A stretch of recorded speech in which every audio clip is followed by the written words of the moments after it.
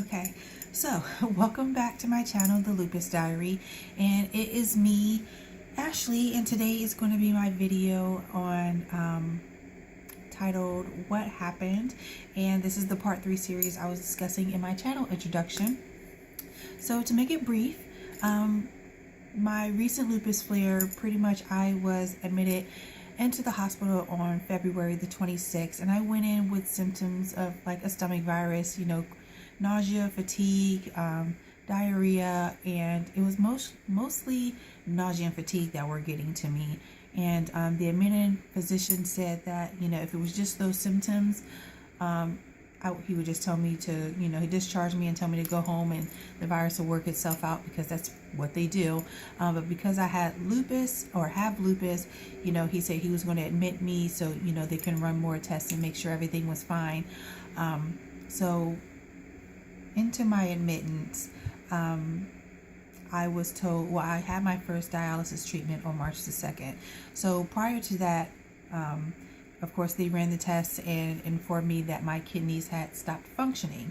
And because my kidneys stopped functioning, my blood was not cleaning itself, and I was not going to be able to process my own urine. So just to put it, simply. So all the water or the liquids I would be drinking would be retained in my body, which is what causes people's extremities to swell. And not even just your extremities, like the water or whatever it is will fill up in your body, and it fills up wherever it can.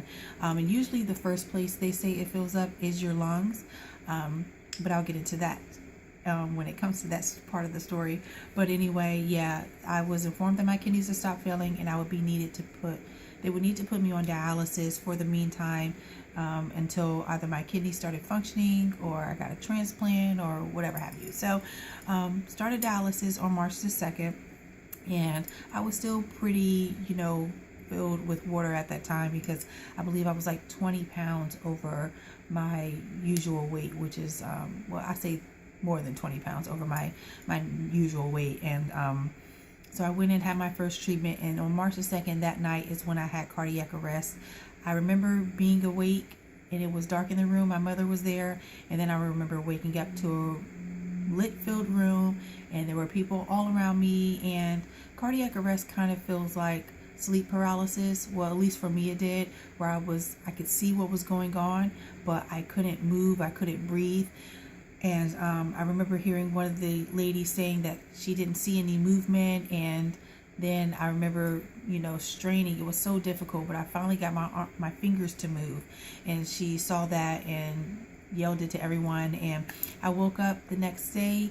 I was intubated, and I remember when they took the tube out that day, I remember telling my mother, or asking her what happened, and she said, I don't know, you were making this weird sound. It sounded like snoring, but it wasn't snoring.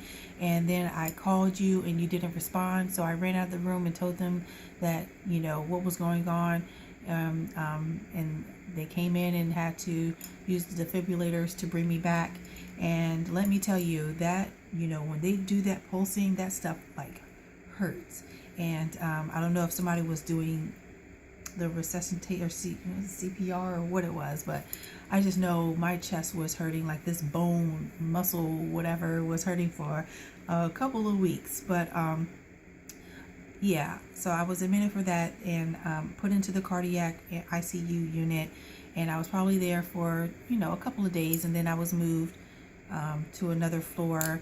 And I still was feeling fine, feeling better. I still wasn't processing urine. And when I say that, some people stop urinating completely, and some people still urinate a little, and then some people, they're severe, moderate, and mild.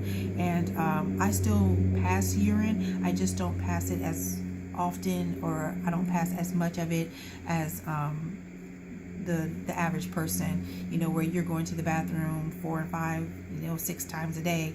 I'm going, maybe, and I go in the morning for sure, and then I go sporadically throughout the day, but it's not like I'm going a lot. So Yeah, so when you do dialysis, usually, some people have to do it every day and some people do it every other day. Some people could do it from home, some people do it from a center, some people do it from the hospital like I'm doing it. And I do it every other day, Tuesday, Thursday, and Saturday. And, in the beginning, I was like, I can't believe I'm doing, this is happening to me, and it was difficult to adjust to, and I haven't fully adjusted to it yet because it's not something I want to adjust to, because I don't want to live a life like that. So I'm definitely working towards changing my eating habits and, my thinking, so that I can get off of it quicker, because people do get off of dialysis very often, and sometimes it takes 6 months, sometimes it takes a year, but there are people who get off of it in only need it for 3 and 4 months. So I had to start dialysis, and because of my cardiac arrest, they told me that what happened was, and I can't give you the scientific name for it, but you have the arterial, which is the top chamber of your heart, and then you have the ventricular, which is the bottom part.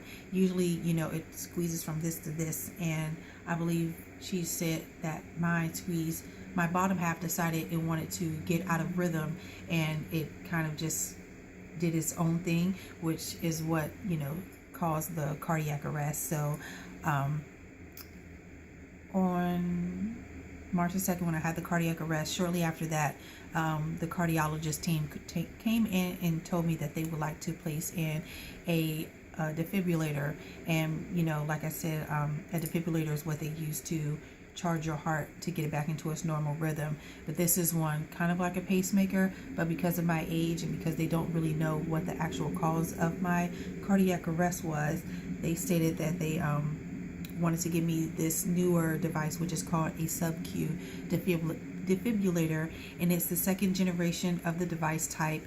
And what it would do, if I am out, it will give the shock to my heart, and then I'll be taken to the hospital to see what happened because of that. And there's a cord that comes from here. As you can see, the incision is still pretty new.